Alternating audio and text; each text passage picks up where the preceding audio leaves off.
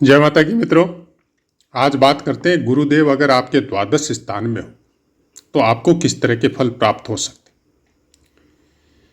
जितने भी भावानुसार जो फल बताए गए हैं गुरुदेव के, यानी काल पुरुष की कुंडली अनुसार कि द्वादश स्थान में अगर गुरुदेव हो तो कैसे फल प्राप्त होते, प्राय कर सभी विद्वानों ने एक स्वर में यह बात बोली है कि जातक व्यर्थ ही खर्चा करता है। अब खर्चा क्या चीज का करेगा, इसकी व्याख्या हम लोग बाद में करेंगे। आलसी भी बताया गया है और कुछ अहंकारी भी होता है। अब क्यों हो ऐसा, वो भी बात बाद में करेंगे, क्योंकि अभी पुस्तकों की बातें चल रही है और पुस्तकों में जो लिखा है जितना हम बता सकते हैं उतना हम आपको बताने की कोशिश करते हैं।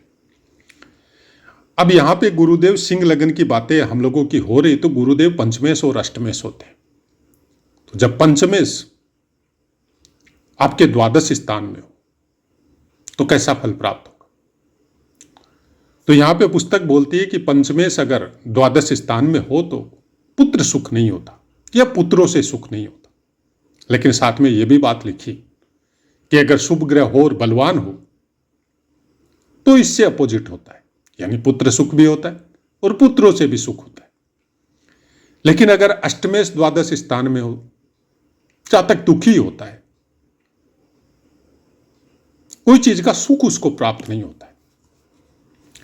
ये सब बातें अभी तक आपको हमने पुस्तकों के अनुसार बताई। अब हम लोग अपनी चर्चा करते हैं, क्योंकि जब आप किसी कुंडली का प्रिडिक्शन करने बैठते हैं, चाहे अपनी हो, चाहे परिवार की हो, चाहे किसी और की हो, तो आपको सबसे पहले यह देखना पड़ेगा कि इस ग्रह के कारकत्व क्या है। तो सबसे बड़ा कारकत्व तो यह है कि गुरु ज्ञान के कारक है। अब ज्ञान कौन सा? ज्ञान वो है जो आप कोई चीज की रिसर्च करते हैं और लास्ट एंड तक पहुंचते हैं और उसको कंप्लीट कर देते हैं। फलस्वरूप उस ज्ञान का महिमा मंडन होता है, आपका नाम होता है।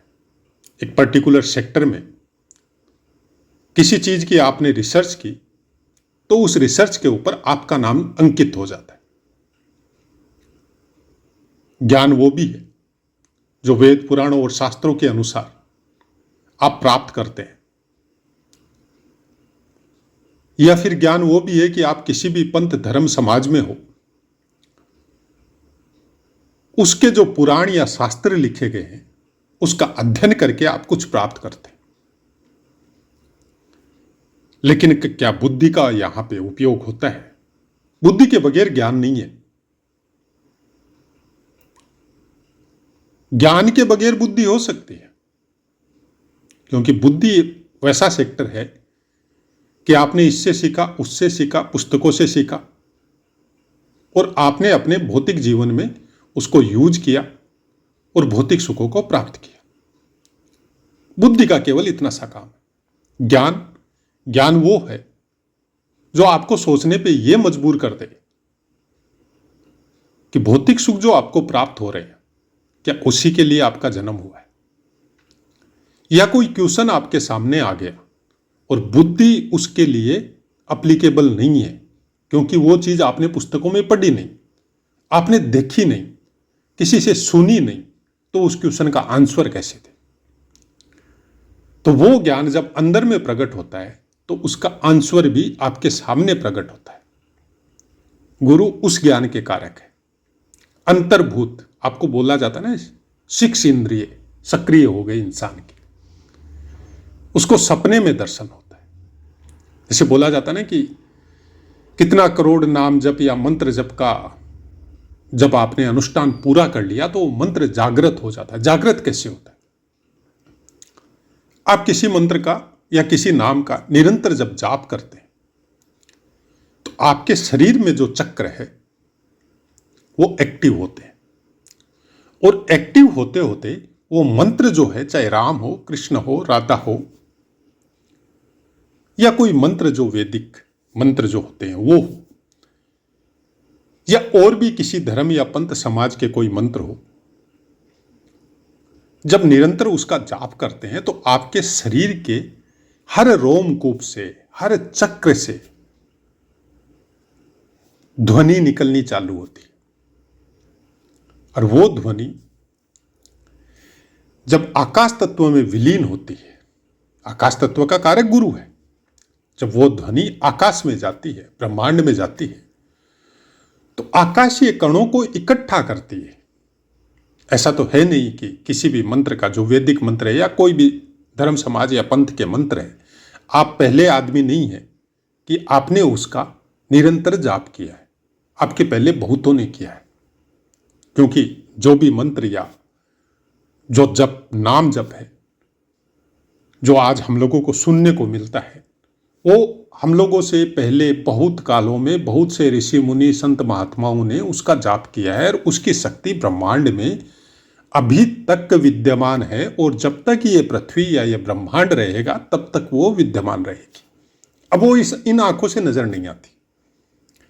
तो जब गुरु के आकाश तत्व में आपके वो जो शब्द है वो जब विलीन होते हैं तो उन्हीं मंत्रों से, उन्हीं शक्तियों से जाके टकराते, फिर वो वापस आपके शरीर की तरफ आते, आपके भौतिक शरीर की तरफ, और आपके शरीर के अंदर छिपी हुई उस ऊर्जा को एक्टिवेट करते हैं जिस ऊर्जा को हर इंसान लेके इस धरती पे आया है और वो सुप्त अवस्था में है।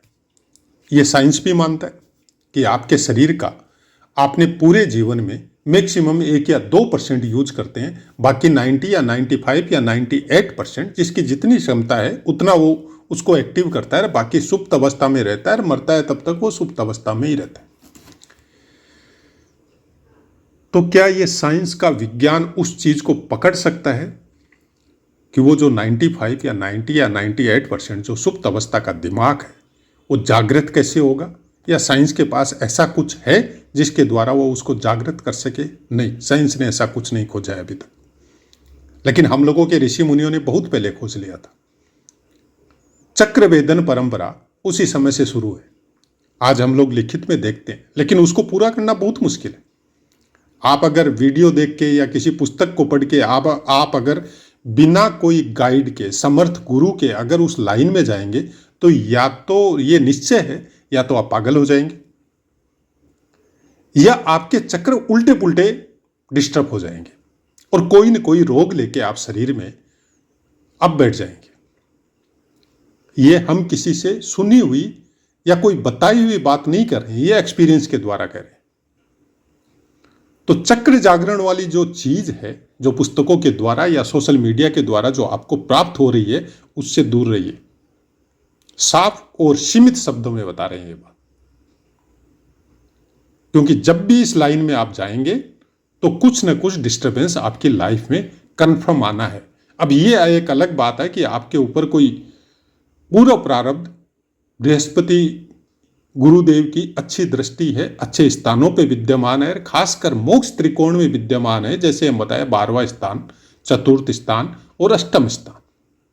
वहां पर अगर विद्यमान है तो वो आपको उस रास्ते में जाने के बाद में आपको एक जगह लाके स्टॉप कर देगा और वो आपको बोलेगा कलयुग में ये शरीर उस लायक नहीं है, आप नाम कीर्तन करो, अब भक्ति करो, सेवा करो। कलयुग में वो ही चीज सफल है, बाकी ये मंत्र जागरण या चक्र जागरण या मंत्र सिद्धि ये सफल नहीं है। आप अगर आपको कोई बोलता है कि मंत्रों के द्वारा हम ये कर सकते हैं, वो कर सकते हैं, कुछ नहीं कर सकता कलयुग में इस भौतिक शरीर के द्वारा। या जो कर सकते हैं उनके पास गुरु का दिया हुआ वो दिव्य ज्ञान या वो दिव्य शक्तियां हैं जो गुरु द्वारा प्रदत्त है उसको, और गुरु भी बहुत कुछ देख के किसी साधक को देख के जाता है, नहीं तो गुरु कभी भी ये सब दिव्य शक्तियां किसी को नहीं देता है। छोटी मोटी चीजें जो भूतों से, प्रेतों से जो प्राप्त होती है वो आप कर सकते हैं। उसके लिए केवल आपको कठोर हृदय और अनुचित कर्म करने पड़ेंगे, वो रास्ता थोड़ा अलग है। उसके द्वारा आप भौतिक सुख प्राप्त कर सकते हैं। नहीं तो आप एक बात सोचिए कि किसी का कोई मंत्र जागरण या किसी के पास कोई सिद्धि है तो फिर भौतिक जगत की वस्तुएं उसको क्यों चाहिए? कोई बोलता है कि हम ऐसे कर सकता है, हम त्रिकालदर्शी है, हम आपका वो सब कुछ देख सकता है। हम अगर आपको बोले कि आपका भूत भविष्य फ्यूचर एकदम आंखों के सामने देख सकता है, तो फिर हम सोशल मीडिया में क्यों हैं? फिर आपको घर घर आके आपकी कुंडलियां देख के आपके आपसे जो भी धन हमको मिलता है उससे हम जीवन यापन क्यों कर रहे हैं? एक छोटी सी जरा सी बात है कि किसी के, हाँ ये जरूर है कि कोई साधक है, कोई निर्लिप्त है संसार से, उसको न कोई अपने शरीर की चिंता है, न कोई भौतिक सुख की चिंता है, और अलग कोने में बैठ के भगवान का भजन कर रहा है या नाम ले रहा है या मंत्र जाप कर रहा है, और उसकी उस समय में दृष्टि आपके ऊपर पड़ गई जिस समय में वो भगवान के प्रति पूरी तरह दयाद्र होके उसका नाम कीर्तन कर रहा है, और उसकी प्रेममयी दृष्टि आपके ऊपर पड़ गई और भगवान को उसने बोल दिया, प्रभु इसका कल्याण करना, ये आत्मा बहुत दुखी है, आपका कल्याण हो जाएगा, चाहे आपकी कुंडली में ग्रह कैसे ही बैठे हो। कल्याण कौन करवाएगा? आपकी कुंडली में बैठा हुआ ग्रह। आपकी कुंडली में बैठा हुआ गुरु ग्रह उस समय में गोचर के अनुसार कुछ इस तरह की दिव्य अमृतमयी दृष्टि आपके ऊपर डाल रहा है, और उसी समय उस संत की दृष्टि खुलना और आपका उसके सामने मुखारबिंद होना, यह गुरु ग्रह की कृपा होनी पड़ेगी। कैसे होगी? आपको उसके अनुसार आचरण करना पड़ेगा। जिसका भी गुरु बलवान होता है वो आदमी चरित्र का बहुत बड़ा बलवान होता है, उसका चरित्र नहीं दिखता है। अब यह भी हो सकता है कि बचपन में आपका चरित्र इतना अच्छा नहीं था, आपके परिवार के या घर के या समाज के संस्कार अच्छे नहीं थे, लेकिन एक समय में आके आपके अंदर वो चीजें जागृत हो गई। तो जिस समय में आपकी जागृत हो गई उस समय की भौतिक कुंडली निकाल के देखिए, आपकी अपनी जन्म कुंडली, वर्ष कुंडली और दशा महादशा को समझने की कोशिश कीजिए, और उस समय में जो परिवर्तन आया, उस समय में आप कौन कौन आदमियों से मिले, तब आपको समझ में आ जाएगा कि गुरु ग्रह का बहुत बड़ा योगदान है आपको अपनी उस लाइन से चेंज करके दूसरी लाइन में कन्वर्ट करने का। प्रारब्ध के भोग है, वो भोगने पड़ेंगे, लेकिन उसके बाद में जैसे ही आपकी यात्रा चेंज होती है, प्रारब्ध के भोग भी भोग रहे हैं, ईश्वर का नाम भी ले रहे हैं, या कुछ जाप भी कर रहे हैं, कुछ मंत्र जाप भी कर रहे हैं, कुछ पूजा पाठ भी कर रहे हैं, जितना हो सकता है लोगों के बारे में भला सोचना शुरू कर दिया, किसी की अननेसेसरी बातों में आप दिलचस्पी नहीं लेते, किसी की निंदा स्तुति में आप नहीं जाते। ये गुरु ग्रह का प्रभाव। जब द्वादश स्थान में गुरुदेव विराजित होते हैं, तो पहली बात तो सिंह लगन वालों के लिए ये कर्क राशि है। जाहिर सी बात है, कर्क राशि पे गुरु बलवान होते हैं। अब कर्क राशि में ही गुरु क्यों बलवान होते हैं? हो सकता है पहले के पाठों में जब हमने कर्क लगन या आपके मिथुन लगन या वृष लगन, वहां भी कर्क राशि आई हुई, तो हो सकता है उस समय हमने ये बात नहीं बताई होगी, क्योंकि ज्योतिष वो सेक्टर है कि सब चीजों को एक ही साथ दिमाग में आपके स्थिर रहना बहुत मुश्किल है, और समय का अपना प्रभाव है। अभी आपका दिमाग जैसा है वैसा का वैसा आपका 10 मिनट बाद में रहेगा, ये कभी निश्चित नहीं है। और वही चीजें क्लिक होगी जो आज हम आपको बता रहे हैं। दूसरे पार्ट जब हम कन्या राशि के पार्ट शुरू करेंगे, कन्या लगन के, उस समय में भी गुरु आपके कर्क राशि में आएंगे, तो क्या उस समय भी हम वैसा का वैसा जो अभी बता रहे हैं बताएंगे? नहीं बताएंगे, क्योंकि ये हो ही नहीं सकता। आप रिपीट वैसी की वैसी बातें 1 घंटा बाद में आप बोल सकें, ये कभी नहीं हो सकता। हाँ, लिख के अगर पढ़ के बोल रहे हैं तब एक अलग बात है। वो एक रटत विद्या है कि आप कोई ऐसा सिस्टम अपने यहां लगा रखा है कि आपने उसके फल पहले लिखे, और उसके बाद में जैसे कक्षा में टीचर या बच्चे के द्वारा बताया जाता है पुस्तक में पढ़ के, वैसा का वैसा आप बता रहे हैं। हमारी ऐसी कोई मेंटलिटी है भी नहीं, और हम ऐसा करते भी नहीं।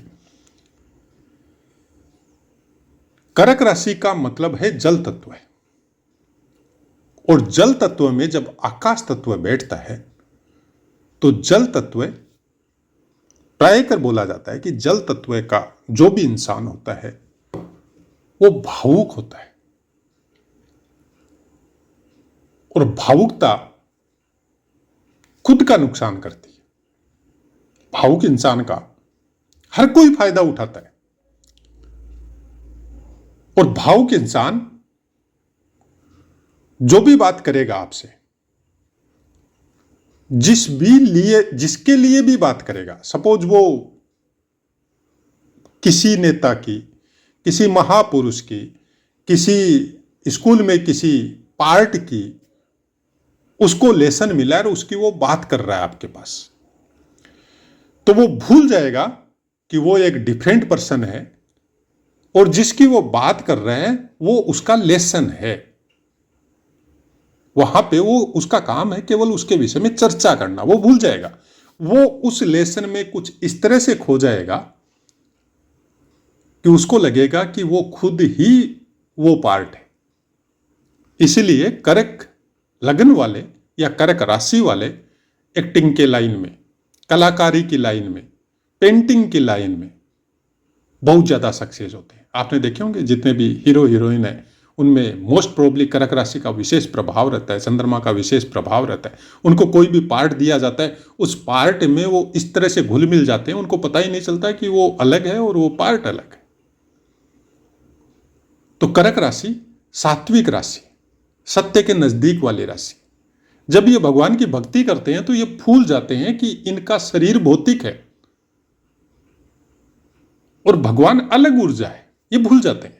ये उस समय एज लाइक भगवान के समकक्ष हो जाते हैं। इनके आंखों से, नेत्रों से नीर भरना चालू हो जाता है, या अगर नहीं भरे तो हृदय में नीर इनको आना चालू हो जाता है और इतने भावुक हो जाते हैं कि वो अपने इमेजिनेशन में ऐसे देखते हैं कि भगवान उनके सामने ही खड़े हैं और इन्होंने इनका चरण पकड़ रखा है। तो जब गुरु कर्क में बैठते, भावुकता में जब आकाश तत्व आता है तब दिव्य ज्ञान की प्राप्ति करवाता है। ज्ञान के कारक है, आप दिव्यता के कारक है क्योंकि आप भावुक है, आप सत्वगुण संपन्न है।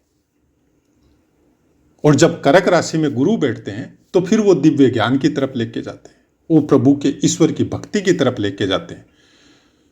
तो क्या सब जगह कर्क राशि अगर किसी का लगन में आ गया तो लेके जाएंगे? नहीं, ये केवल मोक्ष त्रिकोण की बातें कर रहे हैं, क्योंकि 12वां स्थान मोक्ष का भी बोला जाता है, खर्चे का स्थान। क्या चीज का? वे लगन का।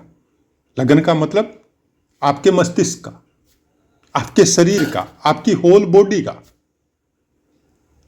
अब इसको खर्चा इस रूप में ले लेते हैं कि भाई आपके धन का व्यय। धन का व्यय नहीं है। यहां पे आपके पास जितनी कुछ संपदा है, आपने जो अर्जित किया है, उन सब का व्यय है ये। अब आपने क्या क्या अर्जित किया, उम्र के साथ धीरे धीरे वो चीजें विलुप्त होती जाती। एक सीमा पे आके आपका कोई अंग काम नहीं करता।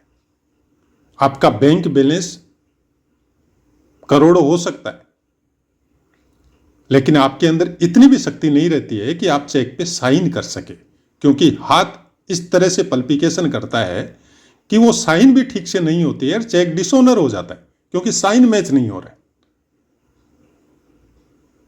तो खर्चा आपके शरीर का है, आपके धन का नहीं है। धन बैंकों में पड़ा रहेगा, स्थिर संपत्ति जमीन जायदाद ही पड़ी रहेगी, आप भोगने के लायक नहीं रहेंगे। उसके लिए द्वादश स्थान को देखा जाता है कि आपका शारीरिक स्वास्थ्य कैसा रहेगा।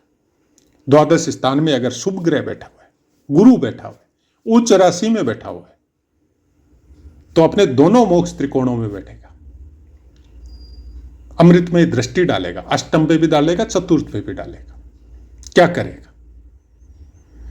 सुख, शांति और सुकून की निद्रा देगा, अंतिम निद्रा, बिना कोई राग द्वेष और बिना कोई छल कपट के।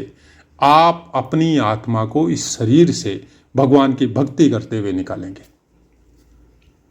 लेकिन उसके लिए शुरुआत से वैसे कर्म करने पड़ेंगे,